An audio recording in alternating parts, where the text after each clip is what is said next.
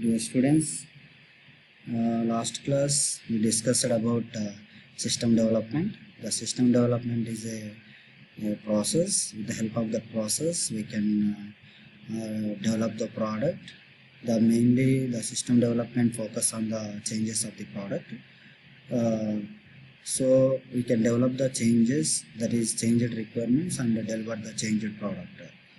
So coming to today lecture, that is on incremental development. Actually, incremental development is one software methodology. With the help of this software methodology, we can develop the product. So in this software methodology,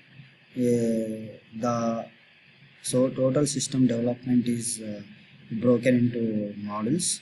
So each modules will be developed as a increment in the form of incrementally. So first we can deliver the incremental one. So next we can deliver the incremental 2. So up to this process will continue until total functionality has been developed. So in previous days we can follow the one approach. That approach is called the software life cycle, that is SDLC, that software development life cycle, that takes several years for developing the product from beginning to end. So in that software life cycle SDLC, total requirements are specified at a time. At the same time, we get the final product. That final product will meet the all requirements. See, so in that SDLC procedure, for example, the user may change the requirement in the middle of the development. That is not possible in that SDLC. Coming to incremental development, suppose the user may change the requirement. That time we can replace the requirement in place of old requirement. So when the first version of the system is in operation, the new requirements appear and old ones will be changed. System as a whole cannot be completely developed. So coming to incremental development, we cannot develop the total system at a time. So incrementally we can develop the product. So the requirement specification will remain constant during the development period, which can be several years for large projects. In most cases, it is better to develop the system step by step, beginning with a few of its core functions. So in incremental development, first we can develop the basic functionalities of the system, and next in incremental 2 we can add the functionality to the existing one. So we can develop the incremental 2 with new functionality. So in that way, how to develop the product. The system is incrementally enlarged until the desired level is reached. Incremental strategy also provide the faster feedback during the development process. So after delivering the incremental 1, based on the incremental 1 feedback, we can develop the another increment of the system. That is incremental 2 with new functionality with the help of feedback from the incremental 1. So that's why that incremental development methodology, it gives the faster feedback. So we can divide the system into parts corresponding to customer requested service. So based on the customer requested services, we can divide the system into parts. So based on that basic requirements of the customer, first we deliver the product with basic requirements to the customer. The new stage extends to the system new functionality up to the finished product, which comprises whole of the desired system. So that's what. So first we can develop the system with basic functionality in stage 1. Next we can extend that stage 1 as stage 2 with new functionality. So similarly this process will continue until total functionality has been developed.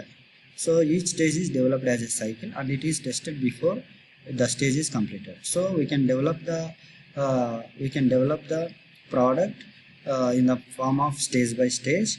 In that also we follow the cycle, that cycle consisting of sequence of steps, that is analysis, coding, analysis, design, implementation, testing. So after completion of stage 1, before delivering the stage 1, definitely we are going to test that stage 1 of the stage 1 of the system development.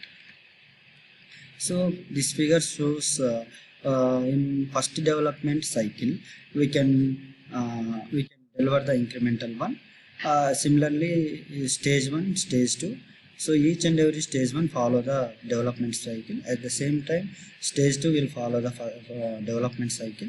So based on the stage 1 feedback, we can develop the stage 2, as well as in that stage 2 extends the stage 1 functionality. That means it has new functionality. Finally, we deliver the version 1 product. So incrementally we can complete the stages, sequence of stages, and finally we deliver the version 2 product. So in that way, how to develop the product. So finally, the main advantage of this incremental development is it gives the faster feedback. So based on that faster feedback, we can develop the product. So we can develop the product incrementally in the sequence of stages. So up to until we achieve the total functionality of the system. Next, coming to prototyping. Actually, it is a one type of methodology of the software development process. So in that prototyping, actually for developing the product, we follow the some cycle, that is analysis, design, coding, and testing. So coming to prototyping, so what is the main advantage of prototype is with the actually it is difficulty to determine how the system is supposed to work, how the system will works. So we cannot identify during development of the product. So it will take more time for finishing the complete product. But so that's why we are going to develop the prototypes. With the help of that prototype, we measure the performance of the system. So after, if the performance is good, we follow that prototype. Based on that prototype only, we develop the system. So develop the prototype of the intended system. The prototype allows developers to experiment with a number of different design options. So we can develop the prototypes. So we test that prototype, which one is good. Based on that, we select the best one, and based on that, we design our product. So the main advantage of this prototype is it provides the communication in between developer and customer. So before going to complete the total product, first we develop the one prototype. So it deliver that prototype. We test that prototype. After testing that prototype, we can, if it is good, we can follow that prototype. Based on that prototype, we can develop the design. So in the prototype also, we follow the life cycle. That life cycle consisting of analysis, construction, and testing. So finally, with the help of prototype mechanism, we reduce the cost and time of the software development. So next, we discuss about system development and reuse. So system development, with the help of system development, we develop the product. So the main thing is reusability. Reusability is nothing but, suppose we want the system development mainly focus on the changes. So with the help of system development, we develop the changed system, so from the existing system. So definitely we use the existing components of the existing system for developing the new system. So with the help of reusability mechanism, we increase the productivity of the product, as well as we reduce the product life cycle cost with the help of reusability mechanism. So the system developers must have access to a set of components in order to build the new applications from the existing components. So coming to component is nothing but it is also reusable reusable software element. That component is a modular, portable, replaceable and reusable set of well-defined functionality that encapsulates its implementation and exporting it as a interface. So it is a already implemented unit, that is nothing but software element, software item, that is nothing but a called, that is called. So in each iteration as a change to an existing system. So we can develop the product in incrementally. So each and every incremental stage we can use the existing system for extending the new system.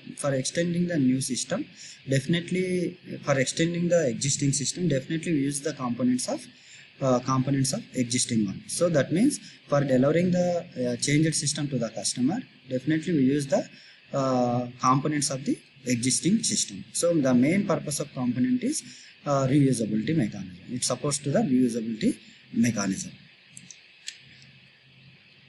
So next, changeable applications. So an application must be designed so that it permits constant alteration. So actually we can reuse the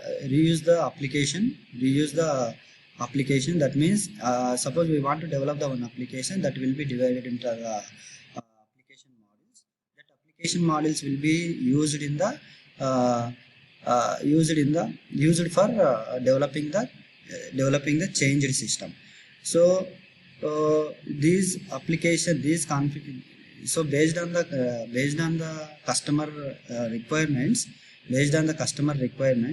we can use the application models. So based on that we can change the based on the customer requirements only we can change the system. So that application models can be reused for different configuration, one or several systems. So based on that configuration, based on that various configurations, the application models will be reused. So next we discuss about reuse of other description. So actually the system consisting of code and documents. So code and document is nothing but for better understanding purpose, the system maintains the documentation. See, the system consisting of code and documents. So these set of documents, system is nothing but a product. The product consisting of code as well as documents. These documents are forming with the help of requirement specification document, which is prepared earlier, that is at the stage of analysis. So we can deliver the product as well as documents to the customer. That documents such as handbooks, educational materials, and some manual also, user manuals also. So for better understanding purpose, we can deliver the product as well as documents to the customer. All these final documents are forming from the initial document, that is requirement specification document. So that is one type of reusability. So first we can develop the, for example, we want to develop the product. First we prepare the requirement specification document. From that requirement specification document we design. So in that design also we can prepare the one document. Next finally we can implement, and we can prepare the document. That document prepared with the help of requirement specification. So finally we can deliver the product with documents which are prepared by using requirement specification as well as design document. Next class we discuss about system development and methodology. Okay.